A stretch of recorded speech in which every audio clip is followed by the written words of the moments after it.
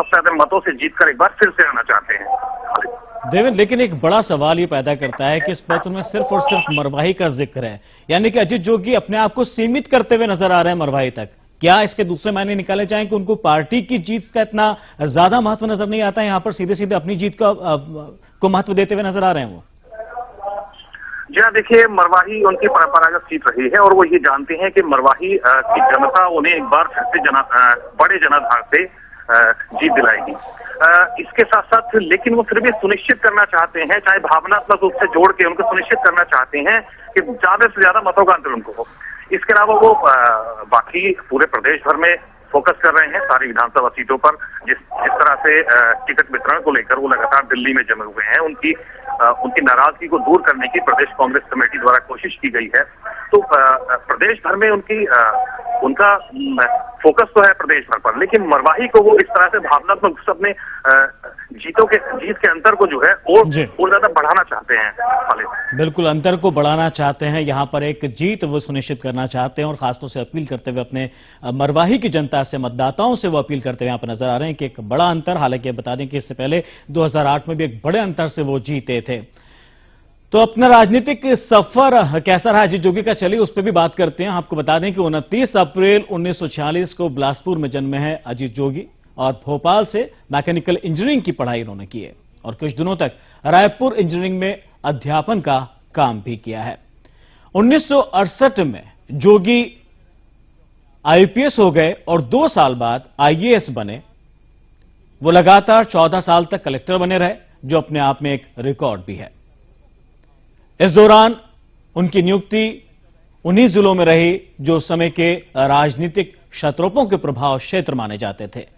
वो रायपुर में कलेक्टर रहे, जो शुक्ला बंधुओं का क्षेत्र था, सीधी में रहे, जो अर्जुन सिंह का गृह जिला था, फिर ग्वालियर में रहे, जो माधवराव सिंधिया का शहर था, और इसके बाद वो इंदौर में रहे, जो प्रदेश की वाणिज्यिक राजधानी होने के अलावा प्रकाश चंद सेठी जैसे बड़े राजनीतिकों का शहर था। इंदौर से ही वे आईएएस छोड़कर राज्यसभा में चले गए। तब राजीव गांधी प्रधानमंत्री थे और वे अजीत जोगी को तब से जानते थे जब वे इंडियन एयरलाइंस के पायलट हुआ करते थे और जोगी रायपुर के कलेक्टर। जब भी इंडियन एयरलाइंस का विमान लेकर राजीव गांधी रायपुर आते, जोगी वहां उनकी आवभगत को तैयार रहते। 2 बार राज्यसभा के सदस्य रहते हुए अजीत जोगी कांग्रेस के प्रवक्ता हो गए।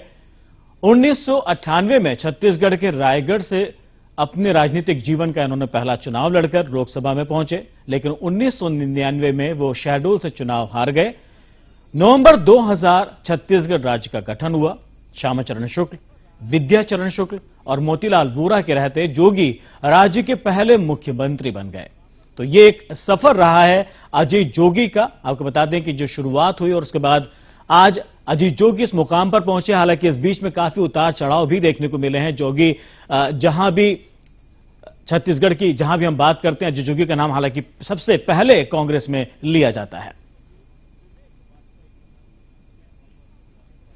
और इस वक्त हमारे साथ कांग्रेस छत्तीसगढ़ कांग्रेस के सचिव विवेक वाजपेयी जी हमारे साथ जुड़ चुके हैं। बहुत बहुत स्वागत है वाजपेयी साहब आपका खबर भारती में। विवेक जी, इस पत्र का जिक्र कर रहे हैं, ये पत्र हमारे पास मौजूद भी है। इसमें साफ मरवाही की जनता से उन्होंने ये अपील की है कि एक बड़े अंतर से उन्हें जीत दिलाई जाए। क्या मायने निकाले जाए इसके? देखिए, मैंने उस पत्र को नहीं देखा है, पर जोगी जी पहले भी सबसे ज्यादा मतों से जीतते रहे हैं छत्तीसगढ़ में। जो रिकॉर्ड विनिंग मार्जिन है वो जोगी जी का आज तक सबसे ज्यादा रहा है। रमन सिंह से कंपेयर कर लें, किसी भी दूसरे नेता, किसी भी पार्टी के नेता से कंपेयर कर लें। दूसरा ये बोलना है कि मेरे परिवार सेवा करते रहेगी, जैसा उस पत्र में लिखा है। तो जोगी जी और उनका परिवार ऑलरेडी छत्तीसगढ़ में लोगों की सेवा कर रहा है और जरूरी नहीं है कि सेवा को राजनीतिक रूप ही दिया जाए।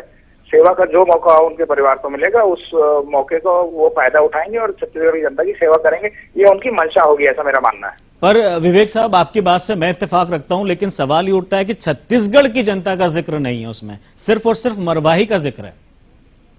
नहीं, वो विधायक तो मरवाही से हैं जी। तो स्वाभाविक रूप से अगर मरवाही की जनता को चिट्ठी लिख रहे हैं, विधायक वो मरवाही से हैं, लेकिन पूर्व मुख्यमंत्री वो छत्तीसगढ़ के रह चुके हैं। तो अगर वो मतदाताओं का आभार व्यक्त करते हैं और या फिर मतदाताओं से अपील करते हैं, तो वो पूरे प्रदेश के लिए कर सकते थे, सिर्फ मरवाही क्यों? नहीं, वो कुछ समझने में फेर हो रहा है। वो विधायक जहां थे